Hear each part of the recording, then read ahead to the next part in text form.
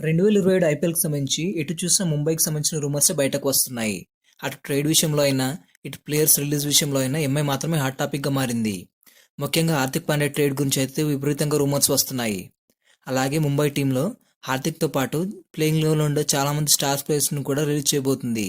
ఎందుకంటే ఈ టీం నిండా ఇంటర్నేషనల్ స్టార్సే ఉన్నా కూడా పర్ఫార్మెన్స్ మాత్రం గల్లీ క్రికెట్లో మారిపోయింది.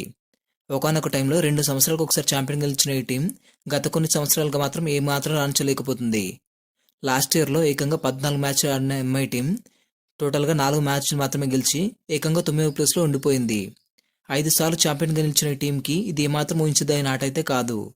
ఈ టీంలో గొప్ప గొప్ప బ్యాటర్లు ఉన్నా కూడా అటు బ్యాటింగ్లోను ఇటు బౌలింగ్లోను 2 విభాగాల్లో దారుణంగా ఓడిపోతుంది. అందుకే మరోసారి టీం మొత్తాన్ని మార్చేసి ఫ్రెష్గా మరీ టీంని బిల్డ్ చేయాలని చూస్తుంది. అందుకే ముంబై ఇండియన్స్ తమ కెప్టెన్ హార్దిక్ పాండ్యాతో పాటు మరో 4 తోపు ఆటగాళ్ళను కూడా రిలీజ్ చేయబోతుంది.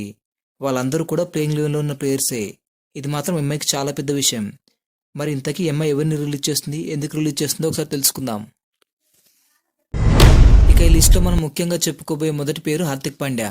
ఇతను ఎప్పుడైతే జీటీ నుంచి ఎంఐకి వచ్చాడో అప్పటి నుంచి దరిద్రం ఇతను పిచ్చుకుక్కలా తరుగుతుంది.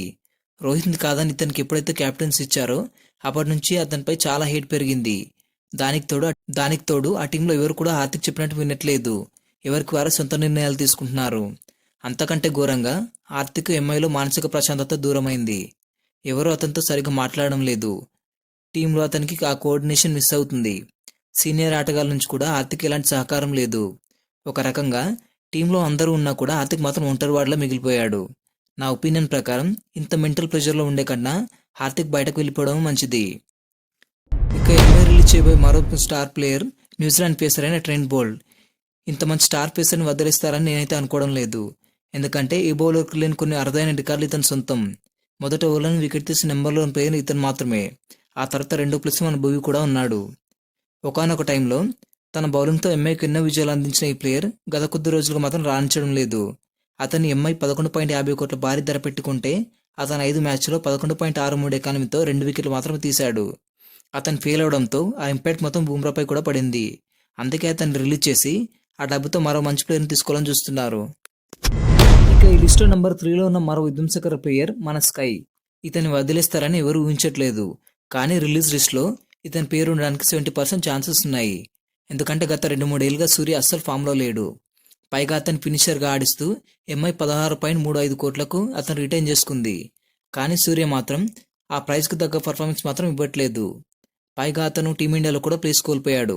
లాస్ట్ ఐపీఎల్లో కూడా 11 మ్యాచ్ల్లో కేవలం సూర్య 175 పరుగులు మాత్రమే చేసి రిలీజ్ లిస్ట్లో యాడ్ అయ్యేలా చేసుకున్నాడు. మిడిల్ ఆర్డర్లో సూర్య ఒక్కడు ఫెయిల్ అవ్వడం వల్ల ఆ ఇంపాక్ట్ మొత్తం తర్వాత ప్లేస్పై భారంగా మారుతుంది. అందుకే ఎలాగైనా ఇతన్ని కూడా రిలీజ్ చేయాలని ఎంఐ భావిస్తుందంట.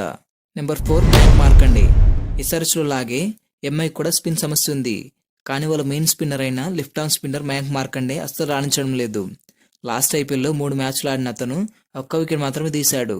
అందుకే ఎంఐ అతను కూడా వదిలేయాలని చూసి లిస్టులో నెంబర్ 5లో ఉన్న ప్లేయర్ దీపక్ చాహర్. దీపక్ చాహర్ని సిఎస్కే వదిలేయగానే ఎంఐ 9.25 కోట్ల భారీ ధరను పెట్టి తీసుకుంది.